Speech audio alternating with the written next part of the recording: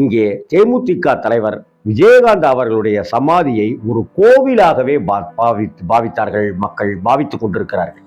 அதே போல விஜயகாந்த் அவர்களை ஒரு கடவுளாகவே நினைச்சு வழிபடுற பக்தர்கள், மக்கள் இன்னைக்கு நிறைய பேர் இருக்காங்க. கட்சிக்கு அப்பாற்பட்டவர்களாகவும் இருக்கிறார்கள் தான் இங்க முக்கியமான விஷயம். இப்போ கேப்டன் இல்லாத கப்பலாக தேமுதிக அலைமோதி கொண்டிருக்கிறதோ அப்படின்னு எல்லோருக்கும் ஒரு பயம் இருந்துச்சு. கேப்டன் விஜயகாந்த் இல்லாத தேமுதிகவை பிரேமலதா விஜயகாந்த் அவர்கள் எப்படி வழிநடத்தி செல்வார் அப்படிங்கிற ஒரு குழப்பமும் நிறைய பேருக்கு இருந்தது.